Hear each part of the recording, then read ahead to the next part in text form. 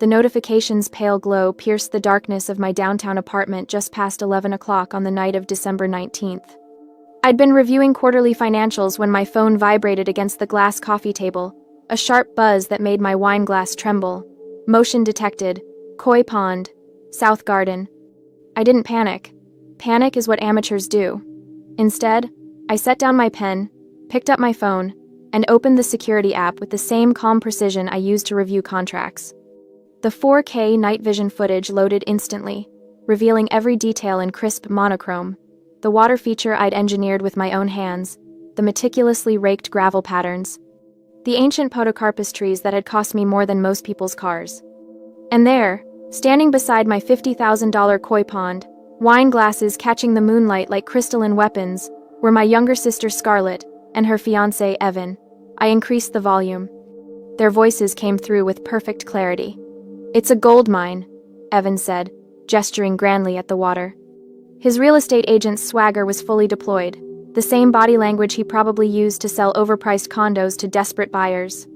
The foreign investment group lands on the morning of the 21st, 10 o'clock sharp. They need to dump the budget before the fiscal year ends, so they're desperate to close before Christmas. He took a long sip of wine, probably from my parents' collection, the expensive Bordeaux my father saved for special occasions. "Once they see this garden," Evan continued, "they'll tack on an extra $400,000 to the offer immediately. After the ink dries, we kick Nora to the curb. By then, it's a done deal." I watched Scarlett giggle, that high-pitched, performative laugh she'd perfected for her Instagram videos. She's going to lose her mind. But who cares? It's Mom and Dad's deed. Anything planted in the ground belongs to the land, right? That's what you said. Exactly.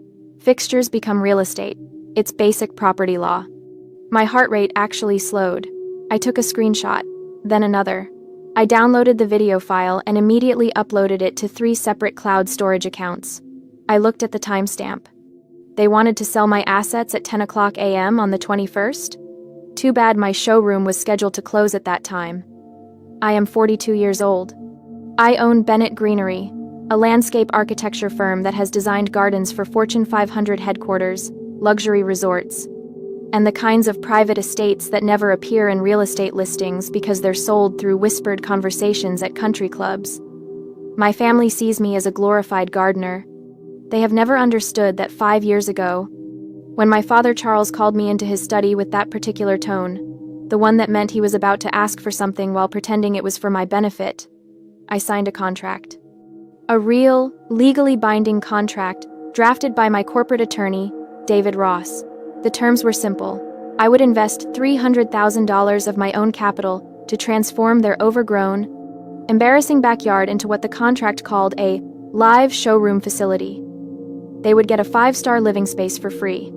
I would get a venue to bring VIP clients, a place where CEOs and resort managers could walk through a fully mature garden and see exactly what they were buying, rather than squinting at architectural renderings and imagining what a Japanese maple might look like in 10 years.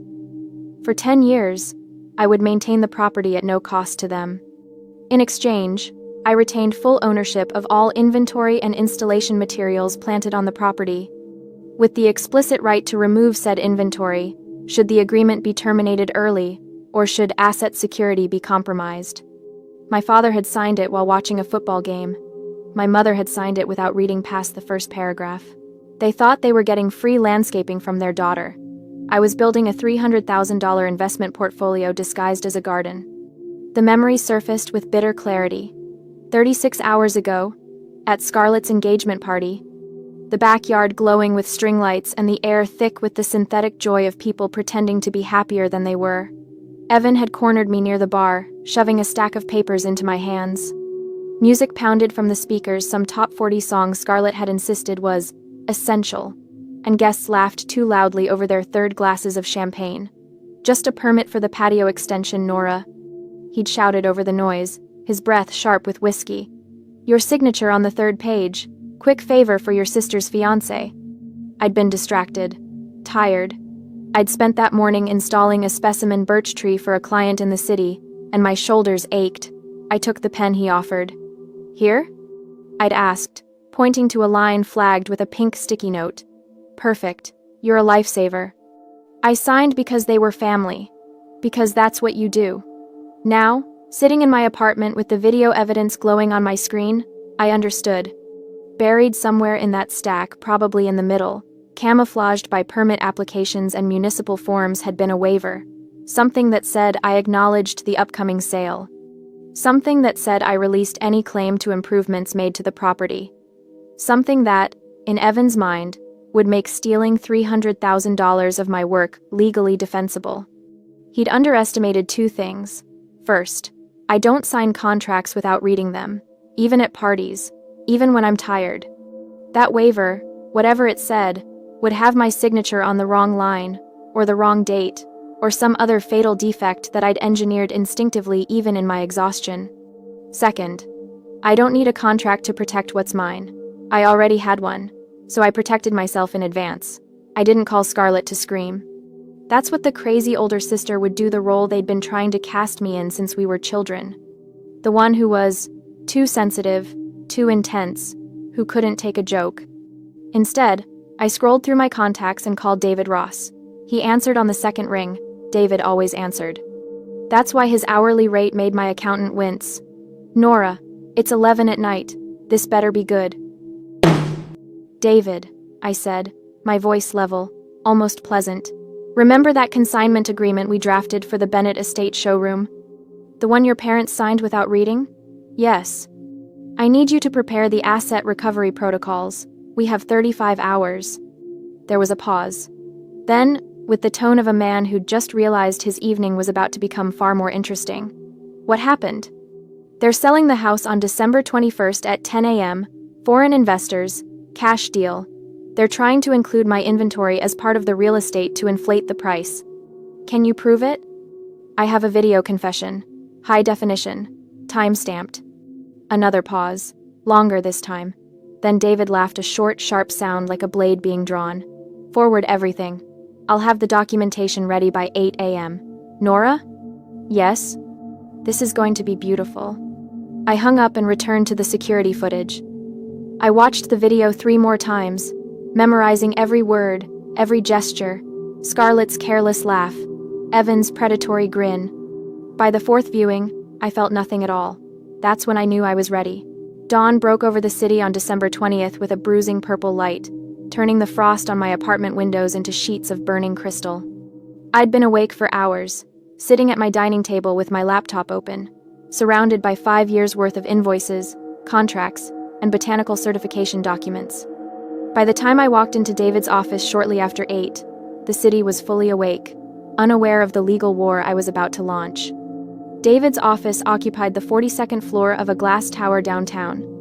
The kind of place where the receptionist's desk cost more than a sedan, and the coffee came from beans that had been blessed by Tibetan monks or some equally ridiculous provenance. David himself was 55, gray-haired, and possessed the particular smile of a man who genuinely enjoyed destroying people in court. He was smiling now. "You weren't exaggerating," he said, gesturing to the screen where my security footage played on loop. "This is prosecutorial-grade evidence. Your brother-in-law-to-be is a moron." "He's a real estate agent," I said, settling into the leather chair across from his desk. "He understands property law the way a line cook understands chemistry. Enough to be dangerous. Walk me through the botanical angle again. This is where we win." I opened my laptop and pulled up the technical diagrams, cross-sections of root systems, photographs of underground installations, certification documents from horticultural engineering firms. Evan's entire strategy relies on the legal principle of fixtures, I explained. In property law, anything permanently attached to the land, anything that's rooted in the native soil, becomes part of the real estate. If I had planted those trees directly into the ground, he'd be right. They'd belong to whoever owns the deed. But you didn't. No, every single high-value specimen on that property, every ancient podocarpus, every Japanese maple, every ornamental pear tree is planted inside what we call root control bags. They're industrial-grade fabric containers that prevent roots from spreading into native soil. To the naked eye, the trees look like they're planted normally. Underground, they're essentially in enormous pots. I rotated the diagram on screen, showing the barrier between the specimen roots and the earth. Biologically and legally, I continued, Their roots have never touched my parents' property. The trees aren't fixtures. They're chattels, movable personal property consigned to the estate under a temporary display agreement. They belong to Bennett Greenery. They always have. David leaned back in his chair, fingers steepled. And you can prove this? I have installation records, purchase receipts, and third-party certification from horticultural engineers. Every tree, every shrub, every blade of ornamental grass. It's all documented as inventory. What about the koi pond? Portable water feature. The liner, the filtration system, the lighting, all removable. The fish themselves are Bennett Greenery assets. I have individual RFID tags on every single koi. They're worth $50,000, David. They're not pets. They're inventory. He was grinning now. You magnificent, paranoid genius. I prefer thorough. We spent the next hour reviewing the contract I'd signed with my father 5 years ago. David had drafted it himself, and reading it now was like watching a master chess player explain why they'd sacrificed a pawn 12 moves earlier. Clause 7. Bennett. Greenery retains full ownership of all botanical specimens, water features, and installation materials consigned to the property for display purposes. Said materials remain the exclusive property of Bennett Greenery and may be removed at any time should the client terminate the agreement or should asset security be compromised. Clause 12. Acceleration clause. In the event the agreement is terminated prior to the completion of the 10-year term, all waived maintenance fees shall become immediately due and payable. Monthly maintenance fee schedule attached as Appendix C. I'd never charged my parents maintenance fees. For 5 years, I'd donated approximately 15 hours per week, keeping that garden immaculate, pruning, fertilizing, treating for pests, adjusting irrigation systems, replacing seasonal plantings. The contract specified this would be provided free of charge for 10 years, unless they broke the contract early. Pull up Appendix C, David said. I did. The maintenance fee schedule appeared on screen. $750 per month, escalating by 3% annually to account for inflation. 60 months at an average of $780 per month. Approximately $46,000 in waived fees. Add removal costs, David said quietly. Crane rental, labor, equipment, transport. Another $20,000, easy. Then penalties for breach of contract, let's be conservative and say $10,000. Round it to $75,000. Make it $95,000, I said. Include emergency relocation fees and compensation for business disruption. I have to cancel client meetings to handle this. $95,000 it is. David pulled out a legal pad and began drafting. If they don't pay within 30 days, you file a mechanic's lien against the property. The house becomes legally frozen, they can't sell it, can't refinance it, can't transfer the deed. It stays on public record like a scarlet letter until they pay every cent. I watched him write, his fountain pen scratching across expensive paper. David, I said quietly. Evan and Scarlett think they're going to kick me to the curb and pocket $400,000 of my work. I know. My parents are letting it happen. They're complicit. They didn't even warn me. David stopped writing and looked up. His expression was gentle, almost fatherly. Nora, this isn't revenge. This is asset protection. You invested $300,000 and 5 years of skilled labor. They're attempting to commit what amounts to corporate theft. What you're doing, taking back your property, is the most rational, professional response possible. Don't let anyone tell you otherwise. I nodded. My throat felt tight. When do you want to move? He asked. Tomorrow morning, 10 a.m. The same time as the showing? No, right before. I want to be pulling out of the driveway just as they're pulling in. That afternoon, I returned to Bennett Greenery's main facility, a 3-acre compound in the industrial district with greenhouses, equipment yards, and a staff of 47 skilled workers. These people weren't employees. They were craftsmen, arborists who could diagnose tree diseases by touch, irrigation specialists who understood hydrology like classical musicians understood Bach, equipment operators who could thread a crane hook through a 6-inch gap without scratching bark. They were loyal to me because I paid them well, treated them with respect, and never asked them to cut corners. I gathered the senior crew in the main office. Marcus, my head arborist, Jenny, who managed logistics, and Tom, who operated our heavy equipment like an extension of his own body. Emergency relocation, I said without preamble. Site: the Bennett Estate. Time: tomorrow morning, 10 a.m. We're pulling everything, every tree, the pond system, the irrigation network, full asset recovery. Marcus raised an eyebrow. He was 60 years old, had been in the landscaping industry since before I was born, and had approximately zero tolerance for drama. Your parents' place, he said. It wasn't a question. Yes. Are they selling the house? Trying to, with our inventory listed as part of the property value. He nodded slowly. You want the crane truck? I want all 3 crane trucks. I want the water tankers. I want every available flatbed and every piece of extraction equipment we own. I want it to look like a military operation. Jenny was already pulling up schedules on her tablet. We'll need to cancel the Preston job. Cancel it.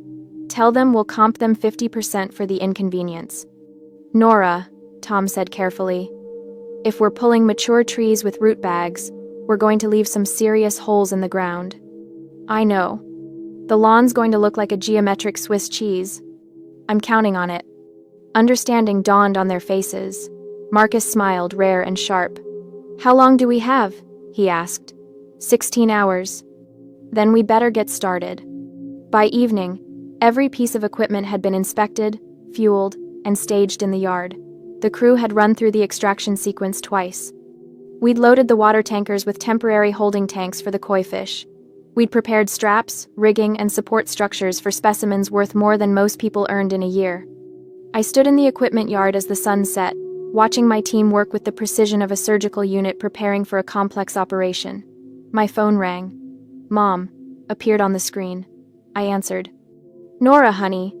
Her voice was honey-sweet, the tone she used when she wanted something. Can you come by early tomorrow?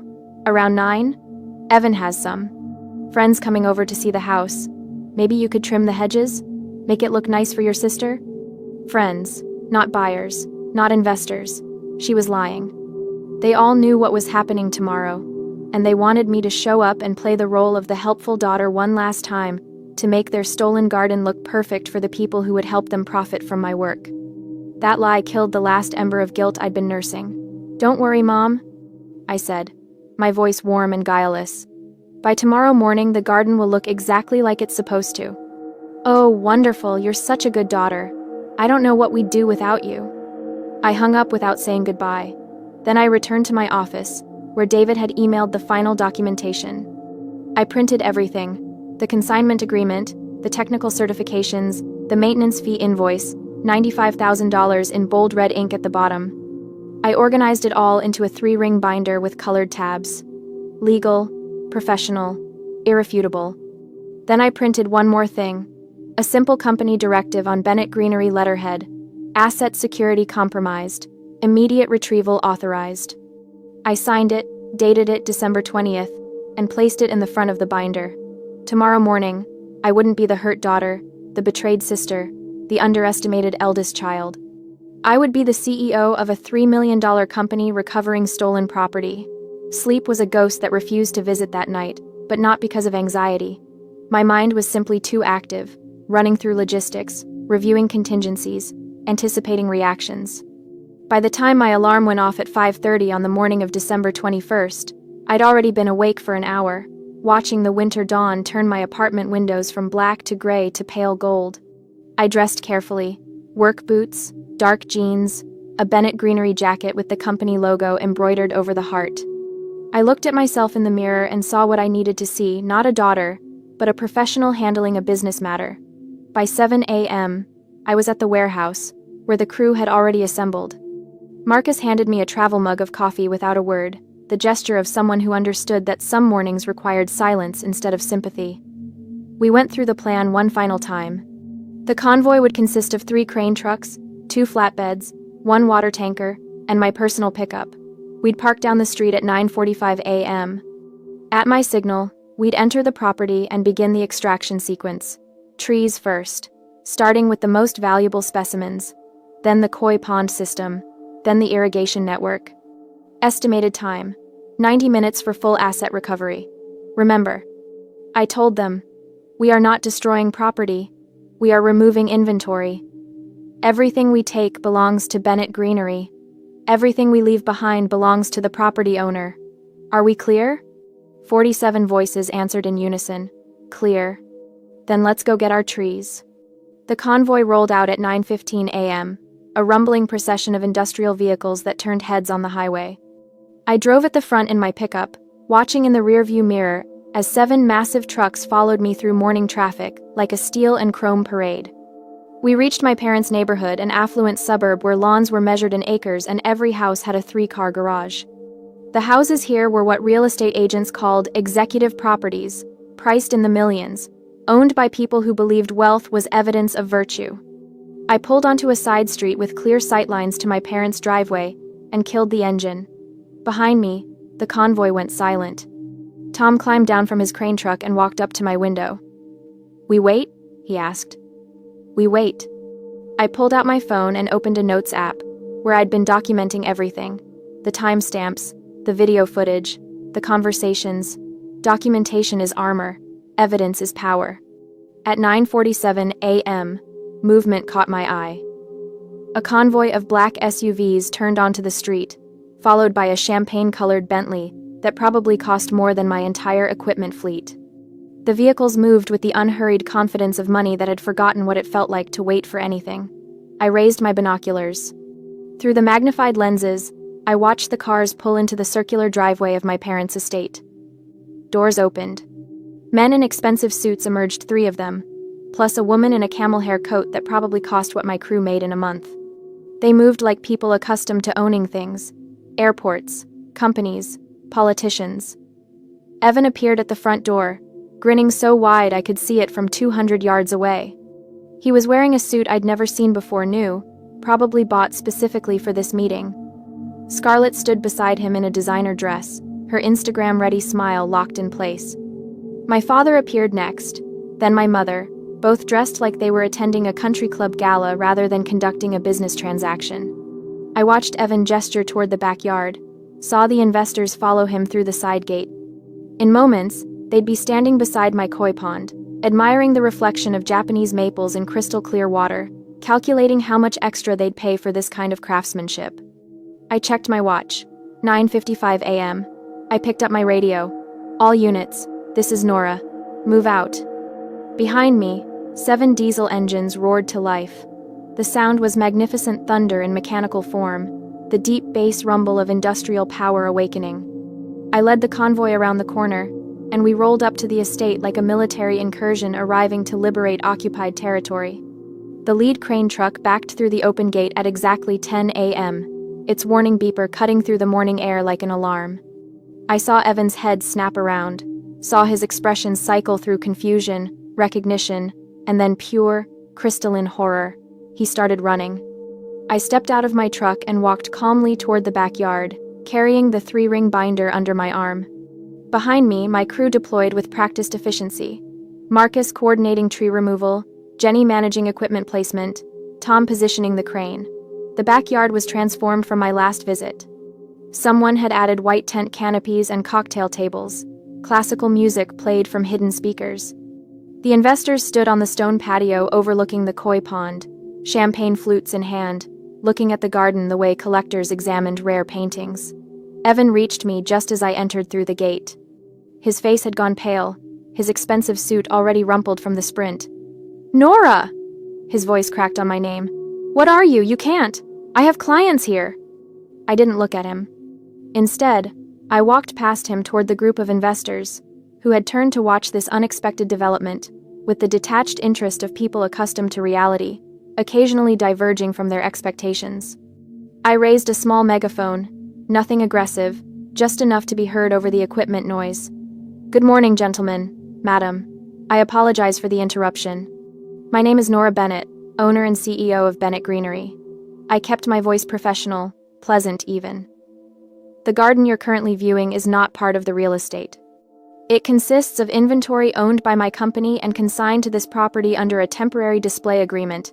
That agreement has been terminated due to asset security concerns. This viewing is over." One of the investors, an older man with silver hair and the particular stillness of serious wealth, raised an eyebrow. "And you are?" The landscape architect who designed and installed everything you're looking at. The daughter of the homeowners. And the person who's about to remove $300,000 worth of company property. Evan had recovered enough to start shouting, "This is insane, officer." He was gesturing frantically toward a bored-looking police officer who'd been hired, I assumed, to provide security for the showing. "Arrest her. She's trespassing. She's destroying property." The officer walked over, hand resting casually on his belt. He was about 50, with the weathered look of someone who'd spent decades dealing with family disputes and rich people's problems. "Ma'am, what's going on here?" I didn't argue. I didn't explain. I simply opened the binder and handed it to him, already tabbed to the relevant sections. Tab 1. Consignment Agreement, signed by the property owner, establishing Bennett Greenery's ownership of all botanical specimens and installations. Tab 2. Technical certification from horticultural engineers, confirming that all trees are planted in root control barriers, making them movable chattels rather than real estate fixtures. Tab 3. Proof of ownership, including purchase receipts and RFID tracking for all koi fish. The officer read slowly, flipping between tabs. I saw his expression shift from skepticism to comprehension, to something approaching professional respect. He closed the binder and turned to Evan. "Sir, this is a civil matter regarding personal property. She has documentation proving these trees and installations are movable company assets. I can't stop her from retrieving her own property." "But she's ruining the sale." "That's a civil matter, sir, not a criminal one." Evan's face cycled through several colors. Behind him, my mother had appeared, her hand pressed to her mouth in horror. My father stood frozen on the patio, champagne glass still in hand, his expression unreadable. I turned back to the investors, who were watching this unfold with the kind of fascinated attention people usually reserved for car accidents. Again, my apologies for the disruption. If you're interested in the property itself, I recommend conducting your viewing after the current complications are resolved. The silver-haired investor smiled slight, knowing. "I think we've seen enough. Good luck with your business, Miss Bennett." They turned and walked back toward their vehicles, moving with the unhurried grace of people for whom this inconvenience was merely amusing rather than devastating. I waited until they'd cleared the gate. Then I turned to Marcus and gave the signal. "Extract everything." The first crane moved into position beside the oldest podocarpus tree, a 40-year-old specimen I'd sourced from a specialty nursery in Oregon, transported cross-country, and installed with the kind of care usually reserved for priceless artifacts. It was worth $60,000. It was the centerpiece of the entire garden. Tom operated the crane with surgeon-like precision. The support straps went around the trunk, carefully positioned to avoid bark damage. The crane's hydraulics hissed. The straps tightened. Then, with a deep, wet tearing sound that made my mother gasp, the tree began to rise. Because of the root control bag, the extraction was clinically precise. There was no violent ripping of earth. The tree lifted clean, its root ball contained in the industrial fabric cylinder, like a plug being pulled from a socket. It left behind a perfectly round, dark geometric void in the manicured lawn. It looked less like a hole and more like a missing component in a complex machine. "Secure it and move to specimen 2, I said into my radio. The ballet continued. Another tree rose into the air. Another perfect black circle opened in the green grass. The Japanese maples came next, then the ornamental cherries. Then the understory plantings, tens of thousands of dollars worth of carefully cultivated specimens lifted and loaded onto flatbed trucks with the efficiency of a practiced team. Scarlett appeared at my elbow, her face streaked with mascara. "Nora, please stop. We can talk about this. We can work something out." I didn't look at her. "There's nothing to work out. I'm taking back my property." "But the garden was never yours." Behind us, the industrial pumps roared to life. My crew lowered them into the koi pond, and within seconds, the crystal-clear water began draining into the tanker truck. The koi fish, each one tagged, documented, and worth hundreds or thousands of dollars, were netted and transferred to portable holding tanks with professional care. As the water level dropped, the pond's true nature became visible. A concrete basin, ugly and utilitarian, stained with algae, crisscrossed with exposed PVC pipes and electrical conduits. Without water and the careful biology I'd maintained, It looked like what it really was, an empty hole lined with aging concrete. The water drained completely. The pond sat exposed and pathetic, like a swimming pool in winter. One of the investors, the woman in the camel hair coat, had paused at the gate to watch. She looked at the devastation, looked at Evan, shook her head with something between disgust and pity, and walked away. The Bentley's engine started. The convoy of SUVs followed. They left without another word. The sale was over. The sun had barely climbed higher in the sky, yet the backyard looked like a natural disaster had visited exclusively the landscaped areas while leaving the house itself untouched. 7 perfect, dark cylinders pocked the lawn where ancient trees had stood. The koi pond was a naked concrete basin with algae stains bleeding down its walls. The irrigation system had been excavated, leaving trenches cutting across the grass like surgical incisions. The stone pathways I'd laid remained, but they now led to nothing, decorative walkways around holes in the ground. My crew worked with the brisk efficiency of people performing routine maintenance. They didn't gawk or gossip. They loaded equipment, secured straps, and moved on to the next extraction point. This was just business to them. Unusual business, admittedly, but business nonetheless. I stood on what used to be the Zen gravel garden, now just a flat circle of disturbed earth, and watched my father cross the lawn toward me. He moved with the careful deliberation of someone in shock, his expensive loafers squelching in exposed soil with each step. "Nora," his voice was hoarse. "What have you done?" "I recovered company property, as specified in Section 7, subsection B of the consignment agreement you signed 5 years ago. You destroyed your sister's future." The shock was wearing off now, transforming into the anger I'd been expecting. "You ruined the sale. You humiliated us in front of investors. All because you couldn't—" He was searching for the words, his face reddening. "Because you had to count pennies with your own family." Behind him, Scarlett was sobbing on the patio. Evan sat on the steps with his head in his hands. My mother stood in the doorway, looking like someone had just informed her that the world had ended and forgotten to give her advance notice.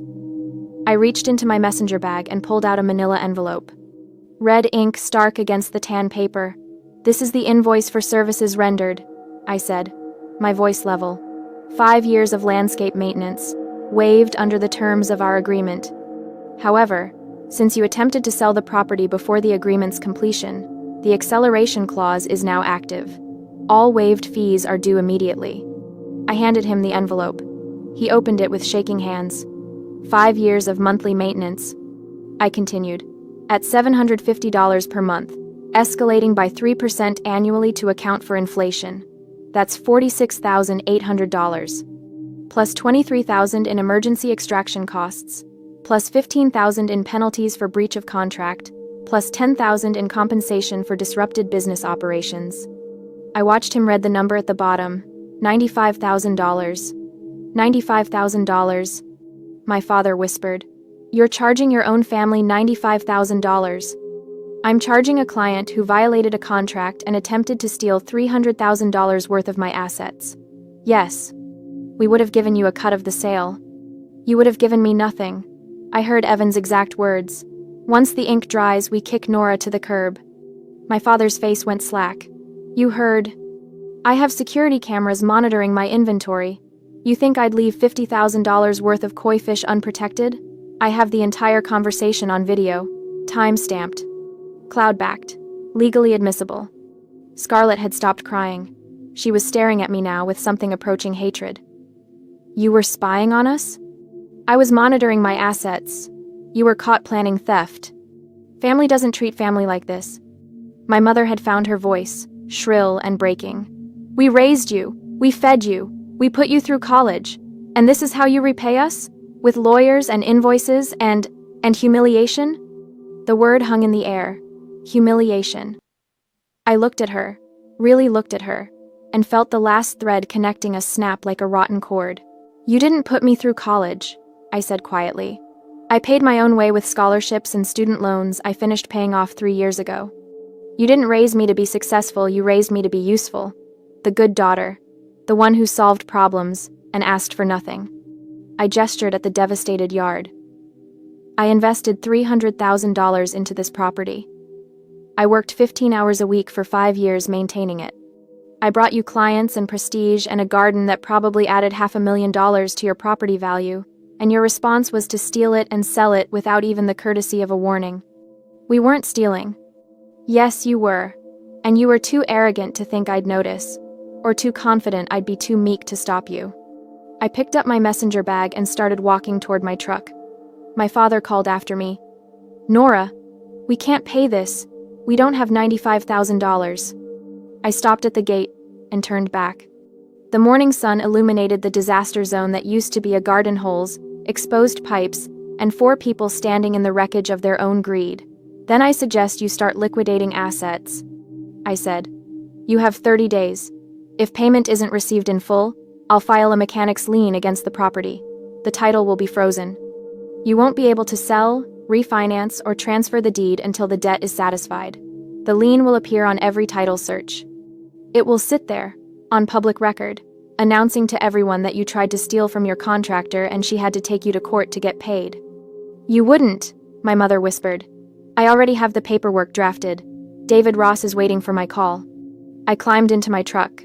Through the windshield, I saw Evan stand up, his face twisted with rage. He was shouting something, gesturing violently. I couldn't hear him over the diesel engines, and I didn't need to. I put the truck in gear and led my convoy out of the neighborhood. 7 vehicles loaded with recovered assets, leaving behind a family that had confused love with leverage. The afternoon dissolved into the controlled chaos of asset relocation. Every tree was inspected, documented, and settled into temporary holding areas at the warehouse. The koi fish were transferred to our climate-controlled indoor facility, where they'd stay until I could relocate them to a client project or my next showroom site. The irrigation equipment was cleaned, inventoried, and stored. By evening, every single item had been accounted for. Not one specimen lost, not one system damaged.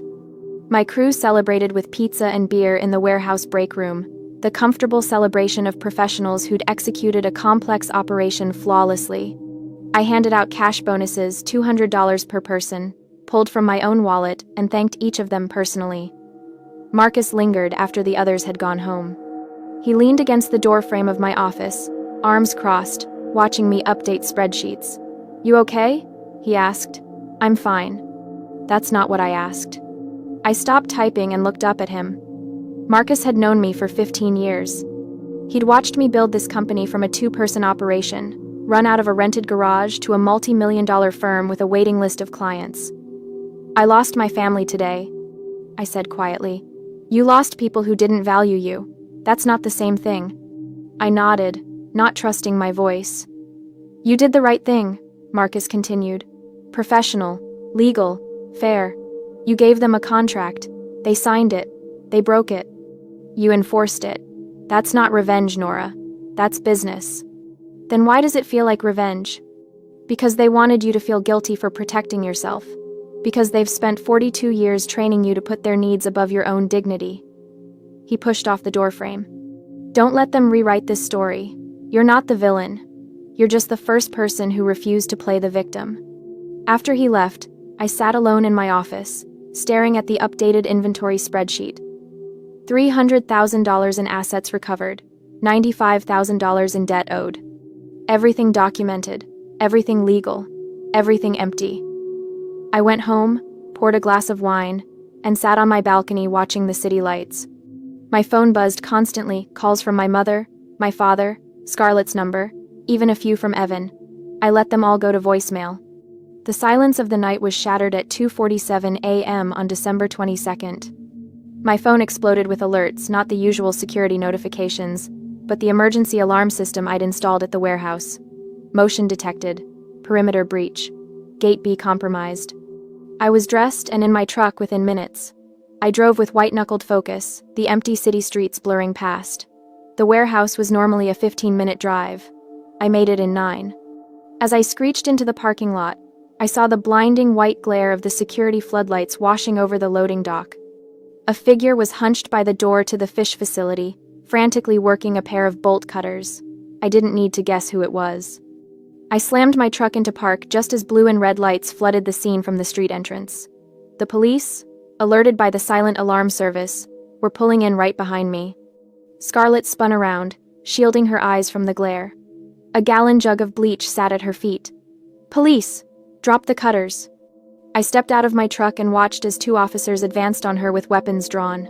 Scarlett dropped the bolt cutters with a clang, screaming something incoherent about fairness. They had her cuffed and against the hood of the patrol car within seconds. I walked over. Officer Morrison, who I knew from commercial projects, looked at the bleach jug, then at the severed fence, then at me. "Miss Bennett," he said. "She cut through the fence. Caught her trying to break into the fish tanks with that bleach. That's premeditated destruction of property." My heart went cold. The fish were worth $50,000. Bleach would have killed them in agony. Scarlett saw me then. She lunged against the cuffs, her face twisted and ugly. "You ruined my life. I'll kill those fish. I'll kill everything you love." "You're drunk," I said, my voice flat. "She is," Morrison agreed. "We're arresting her for trespassing, possession of burglary tools, and attempted felony vandalism, plus DUI, since she drove here." He paused. "She's your sister. You sure you want to press full charges?" I looked at the bleach. I thought about the koi gasping for air. "I took back my property legally," I said. "She tried to destroy it criminally. Press every charge you can." As they shoved Scarlett into the back of the cruiser, I stood in the cold night air and felt a strange sense of clarity. The next morning, I learned the fallout was complete. Evan's firm, hearing about the arrest and the disastrous open house, had fired him to protect their reputation. The investors had pulled out completely. And my parents were now scrambling to find bail money while staring down a $95,000 debt. David Ross called me that evening. "They want to settle. They're offering $40,000. No. They say they can't pay. Then I filed a lien tomorrow. Full amount, no installments. The house stays frozen until I get every cent." "Understood," David said. "I'll file it in the morning." Christmas Eve arrived with the electric energy of a city shutting down for the holiday. My penthouse apartment glowed with warm light, filled not with blood relatives, but with my crew, the 47 people who had operated the cranes and driven the trucks. We weren't celebrating Christmas. We were celebrating a record year. I moved through the room, handing out envelopes. When Tom opened his and saw the extra $5,000, he looked up, eyes shining. Marcus raised his beer. "To Nora Bennett." "To the team," I corrected, raising my glass. My phone sat on the kitchen counter, buzzing relentlessly against the marble. Missed call. Mom, 12. Missed call. Dad, 8.